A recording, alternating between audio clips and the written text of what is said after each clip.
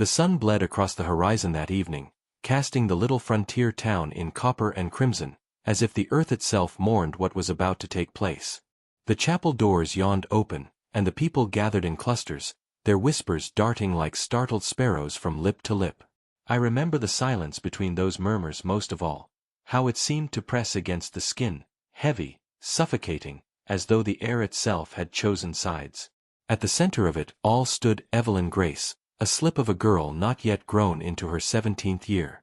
Her hair, golden and soft, fell in loose waves beneath the lace of her veil, catching the dying light like strands of wheat ready for harvest. Her bouquet trembled in her hands, though her grip upon it was so fierce the flowers seemed to beg for mercy. Eyes lowered, lashes shadowing her cheeks, she kept them closed against the stares of the townsfolk, against the creak of the preacher's boots, against the truth of what the day demanded. Across from her loomed Jedediah Boone. 77 years had carved their mark deep into his face, furrows etched by sun, sorrow, and the kind of solitude only the West can breed. His frame was tall but bent, as though the years had pressed a yoke upon him, yet there remained in him a presence both commanding and quiet. When he reached to brush his weathered hand against her cheek, the touch was not rough, not cruel, it was almost reverent. Still, the gesture froze her heart. Around them, a hush fell. The townsfolk leaned in, caught between judgment and pity. At the back, her father stood, Samuel Grace, once a man who walked with the pride of 50 sturdy years, now a hollowed figure bent by debts and whispers he could not silence. He could not meet his daughter's gaze. Instead, his hands wrung his hat, his knuckles pale, as if strangling the truth might strangle the shame. He had told himself this was survival, that better an old husband than none at all.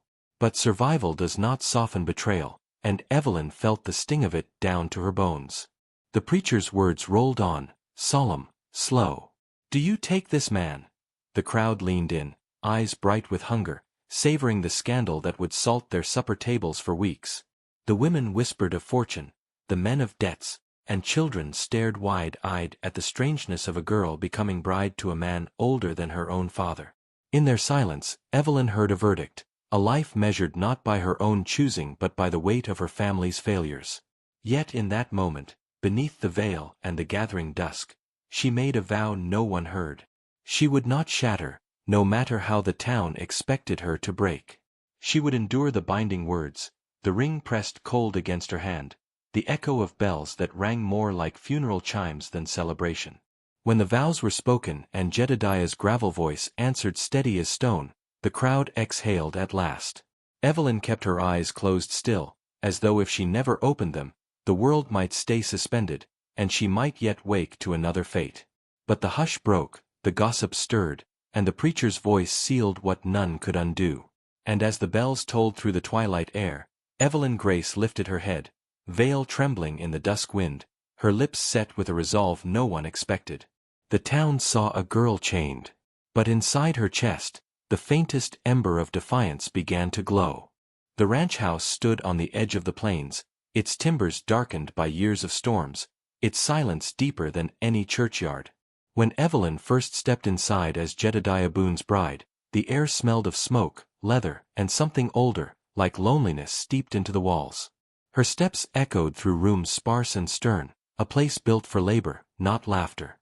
She was given a small chamber of her own, the door closing behind her with a hush that carried both mercy and exile.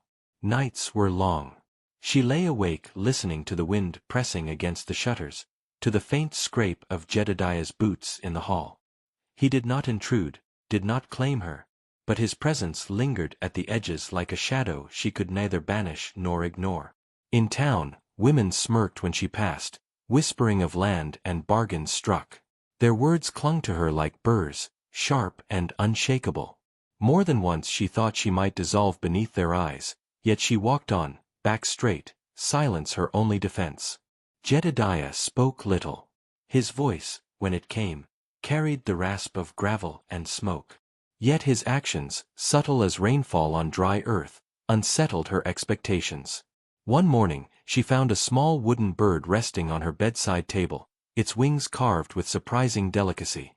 Another evening, she returned from the well to see fresh flowers, wild prairie blooms, placed in a chipped jar upon the kitchen table. No words accompanied these gestures, no explanations offered. She told herself they were nothing, simple trifles. Yet her hands lingered over the bird, her eyes softened at the flowers, and she felt an unease that was not fear but something stranger, quieter. The town's judgment grew sharper. At the general store, two matrons stood too close, their voices rising like knives. 17 and bound to a man thrice her father's years. What could she want but his land? Evelyn flushed, shame searing her skin, her fists tight around her purchases. That evening, as she set bread upon the table, Jedediah's eyes caught hers. "Let him talk," he said, voice low but steady. "We'll make our own truth."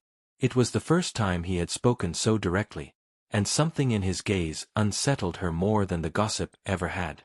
In his silence she saw not a jailer, but a man worn by solitude, carrying burdens as heavy as her own.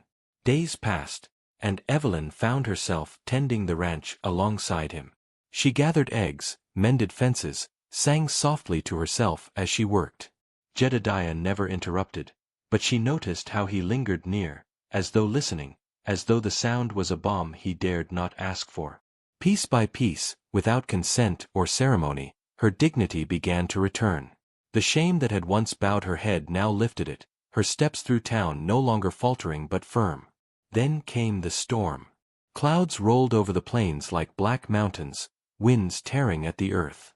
Rain fell in sheets, rattling the windows, and Evelyn saw Jedediah struggling at the barn doors, his frame bent against the gale. Without thought, she rushed into the tempest, skirts whipping, hair plastered to her face. Lightning split the sky as she seized one door, bracing her weight against it. Their hands found each other, calloused and trembling, holding fast against the fury of the night. In that violent, thunder-lit moment, she understood. What bound them was no longer chains of duty, but the fragile beginning of choice. And as the storm roared around them, Evelyn Grace did not feel broken. She felt alive.